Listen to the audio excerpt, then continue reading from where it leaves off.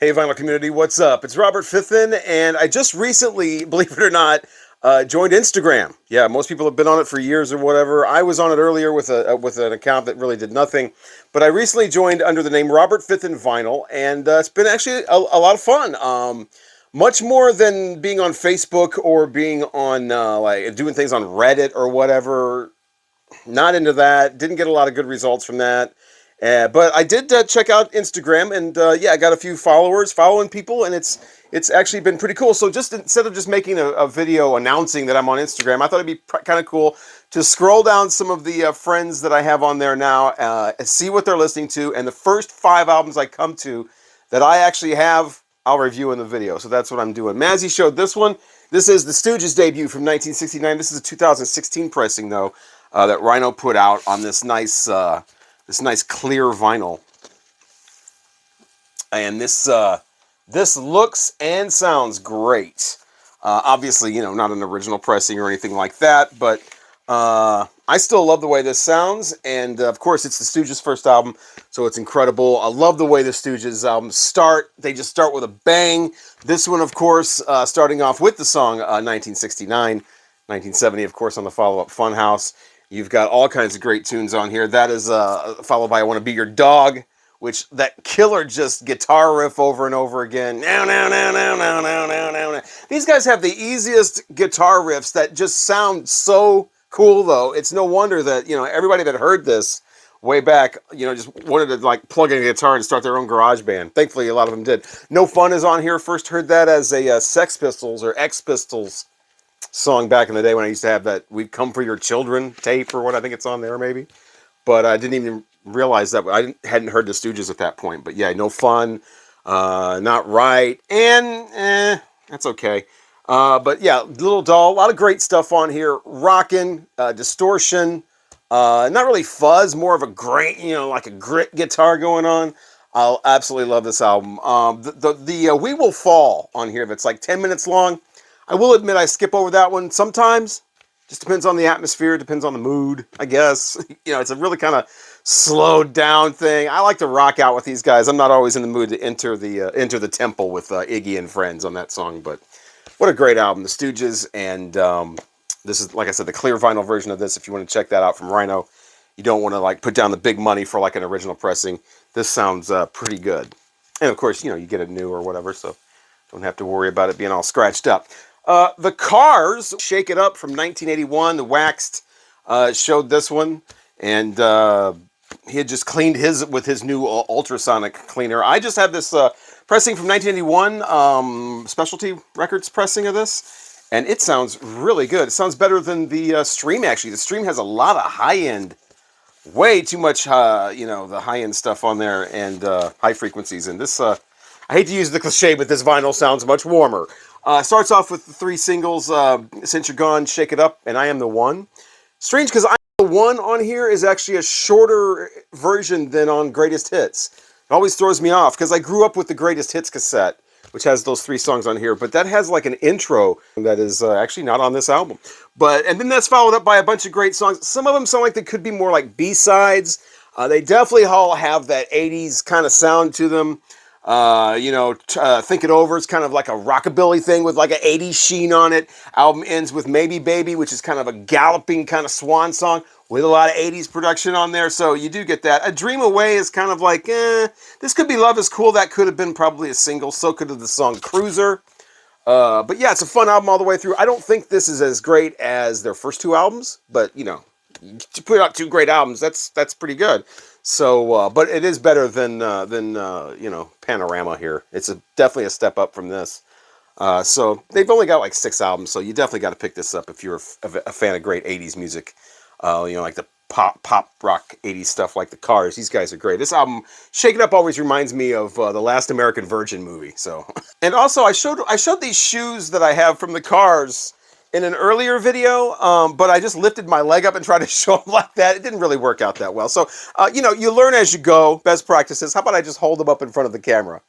I saw these on Facebook, which these are probably totally not even legitimately licensed or whatever, but I used to do a lot of 80s parties or whatever back when, you know, before the pandemic, when we used to have radio promotions and stuff.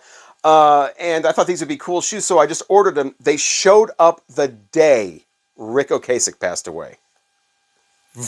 That's when they showed up in the mail at the house. Very, very odd. But yeah, Shake It Up from the Cars. It's kind of their forgotten great album, you know, because his first two are so huge, and then Heartbeat City is the one with all the later, you know, full-on pop hits on it. So this one's kind of cool. You got to check that out.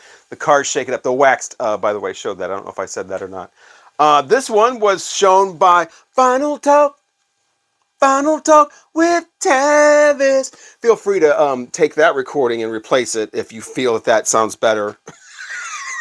My singing.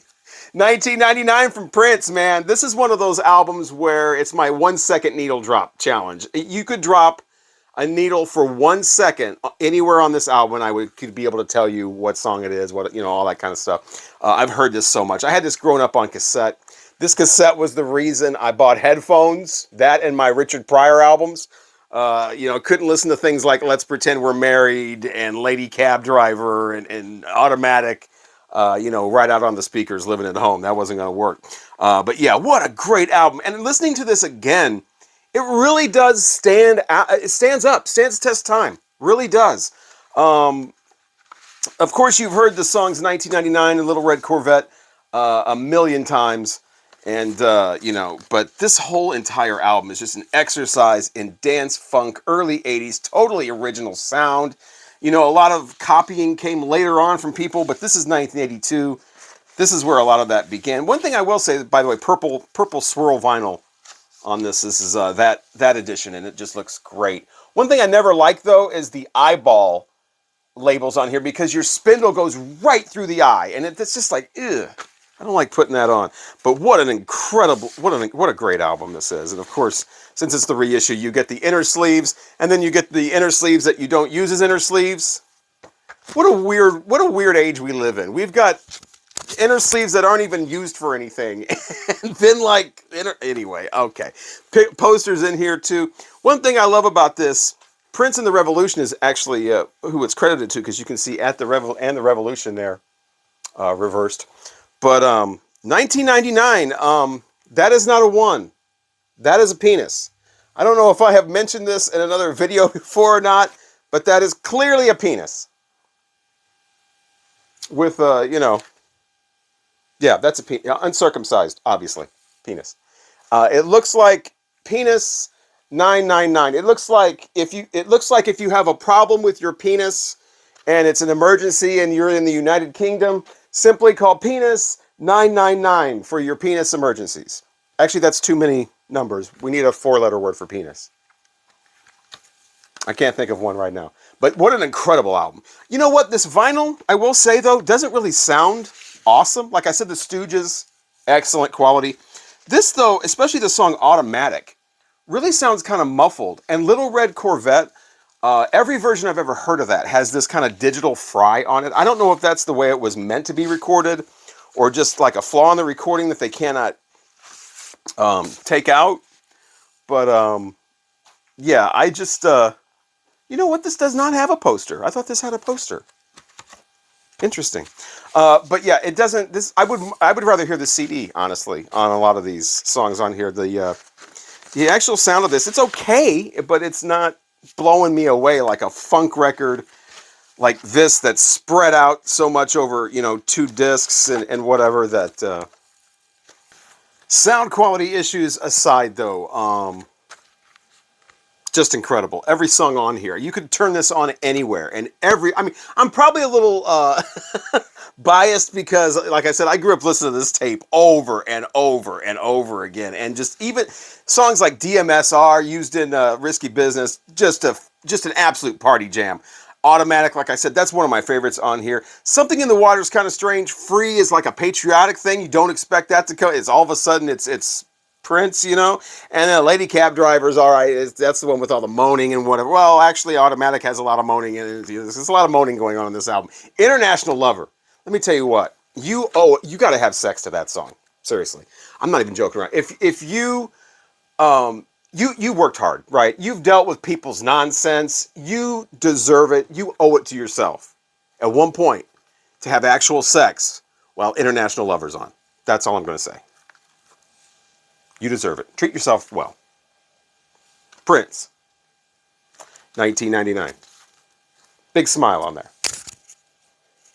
Okay, moving on to Supertramp, Breakfast in America. Tony from Two from the Trunk actually put this on Instagram. And, I'm really familiar with this album, but it was great to hear it again after a couple of years of not hearing it. I know some people are really not fans of Supertramp. I'm not really sure what that's all about.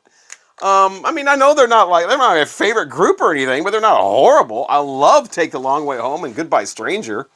Breakfast in America, the song's all right. Logical Song is great. I love that as well. This is my favorite album from them, loaded with hits, especially side one is just hit after hit. Gone Hollywood's a great song too. What else is on here besides the big hits? Like I said, Take the Long Way Home, incredible. Love that.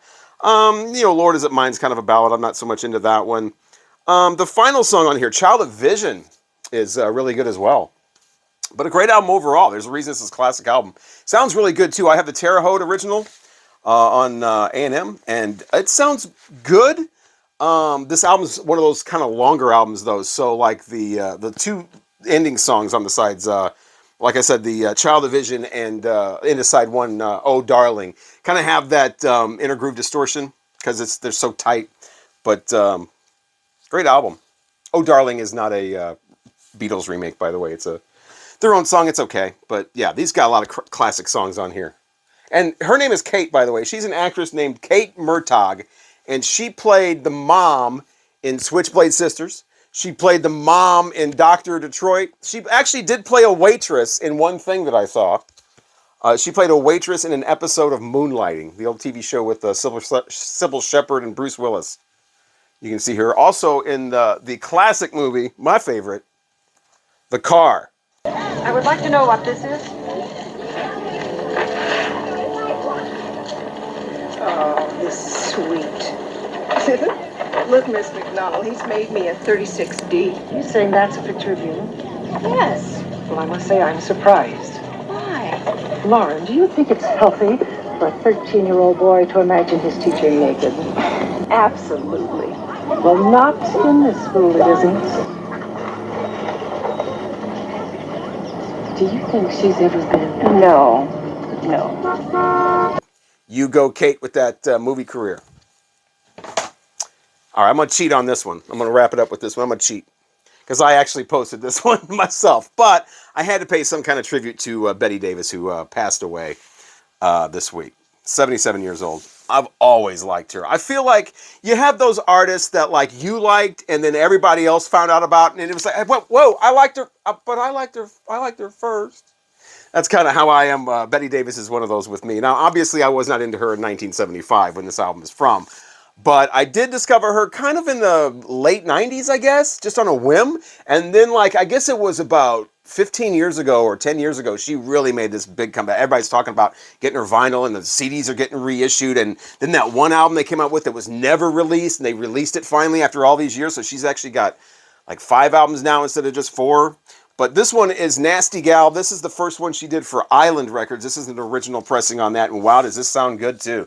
Mixed by, engineered by Bob Clearmountain. So some early work from him. The funk on here is super thick, super deep. She is so completely sexual. She is so abrasive. And I love every minute of it. Now, there are the last song on here, The Lone Ranger, is kind of a ballad that doesn't really go anywhere, so it does kind of come to a kind of a grinding halt. But the rest, every other track on here, Talkin' Trash, is just great. I love it. If it's not funky and actually sexy to you, it's at least going to be funny and kind of humorous. It's kind of rides that line. She's so completely over the top. But I love it. I love Over the Top, and Betty Davis is just an unsung hero. There's a great documentary about her named after one of her albums called They Say I'm Different, which really gets personal and really shows you some insight as to who she really is, outside of just this, character, the nasty gal or whatever. She was actually Miles Davis. That's where she got the name Davis. She was married to him for a while, so she probably didn't have it too good.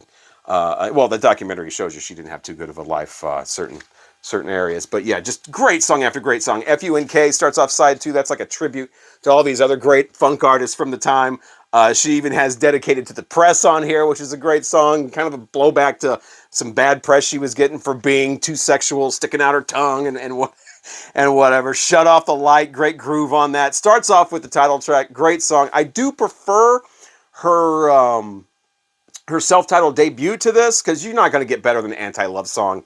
And If I'm in Love, I just might get picked up or whatever. Incredible. But this is a good addition to your Betty Davis collection. But I would definitely start with that first one. This is Nasty Gal. This is her third album, I believe. And of course, rest in peace, Betty Davis. And that's it. Those are the first five I came to with my new Instagram friends that I actually had on vinyl. I didn't want to just stream stuff or whatever. I wanted to make this an actual vinyl video. It's been a while because I've been trying some new things with my YouTube channel. I don't know if you've noticed, I've done some live streaming. That's really fun. That's working out great. I did a YouTube short. That's a new feature that YouTube has, YouTube Shorts. I just took a piece out of the live stream with me dancing with one of my cats. That did not turn out that well. I don't really get that. It just shows up like a regular video. I thought it would show up like in a special section or something. That's why you would do it. Hey, this guy made a 16-second video of him dancing with his cat. So it doesn't, I don't really get the point of the YouTube Shorts. I guess I'll try to make a couple more and see what happens with that. But yeah, just trying some different stuff. But the Instagram thing is great. And please, follow me on Instagram. The address keeps flashing up on here. But it's Robert Fifth and Vinyl on Instagram, and I'd love to see you on there. And I got some more live streams coming up and some more videos that I hope you will enjoy. I've definitely been enjoying a lot of the videos, like always, that I see in the vinyl community. So please keep them coming. Keep the comments coming as well. Love to hear from everybody, and I'll keep commenting as well. And thanks again for watching.